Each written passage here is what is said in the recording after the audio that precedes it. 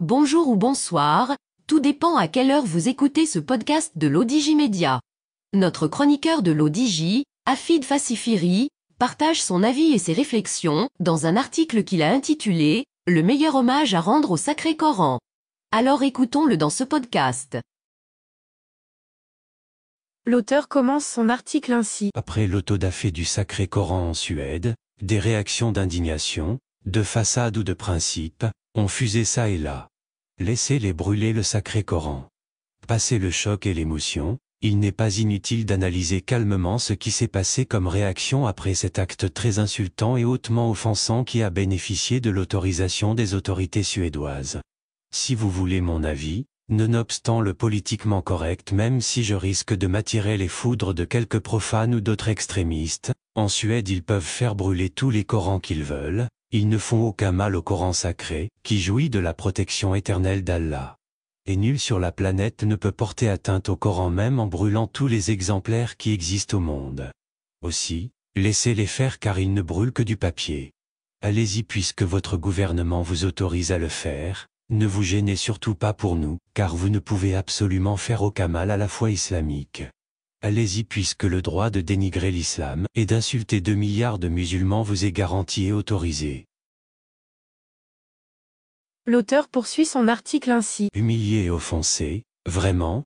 Maintenant, en Suède comme dans tant de pays occidentaux ils ont renoncé à la religion, ils ont assassiné Dieu et ils ont tout fait pour faire taire la parole d'Allah. En Suède, ils ont vendu des centaines d'églises et ouvrent des magasins Ikea partout dans le monde. Maintenant, inutile d'être un savant en théologie pour comprendre que certains peuples n'ont pas eu la chance d'avoir la lumière de l'islam pour héritage et pour civilisation, et qui s'engloutissent dans un aveuglant obscurantisme où ils ne respectent pas les autres religions monothéistes, voire les méprisent carrément et ouvertement. Oui, il serait peut-être plus judicieux de boycotter carrément la Suède, les produits et les entreprises en provenance de ce pays, mais personne n'ira jusque-là car il y a des milliers d'emplois en jeu. Et puis, surtout, si les sentiers du Seigneur sont impénétrables en même temps la politique a ses raisons que la raison peut très souvent ne pas comprendre. Alors humilié et offensé par cet exemplaire du Coran brûlé, vous en avez bien vu d'autres, vous vous en remettrez assez vite. L'auteur précise ainsi. Balayons devant nos portes. Maintenant, sans vouloir juger qui que ce soit, en matière de défense de l'islam et du Coran il y a certainement mieux à faire. En commençant par balayer devant nos portes d'abord, et avant tout sans prosélytisme aucun, il y a certainement mieux à faire que cette indignation sélective, qui ressemble étrangement à de l'hypocrisie. Il y a mieux à faire, à commencer par soi-même, que tout un chacun se remette en question, se regarde dans un miroir, et reconnaisse combien de fois par jour et de quelle manière, il fait offense au Coran et à la religion d'Allah. Franchement, on ne peut crier au scandale à chaque fois que des impies et des mécréants font sacrilège en insultant notre foi, notre prophète et notre Coran, et faire soi-même offense à Allah et au Coran dans notre pays, ou garder le silence et ne pas s'indigner de la même manière, à chaque fois que des recommandations d'Allah ne sont pas respectées. L'auteur continue son article comme suit. Halte à l'indignation sélective. Et Dieu seul sait que malheureusement chaque jour dans notre pays, des actes répréhensibles aux yeux de la foi islamique sont commis sous nos cieux. Les choses sont pourtant très claires, la mauvaise répartition des richesses, toutes les richesses, y compris l'eau, est une offense au Coran.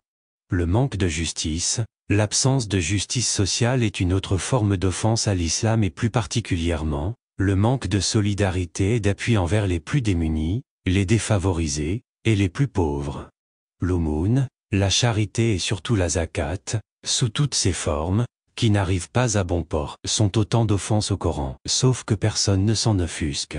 La corruption, la triche, le népotisme, le vol, les détournements de fonds et les trafics en tout genre, ainsi que les mensonges, sont de très grosses offenses à Allah et aux recommandations inscrites dans le Coran.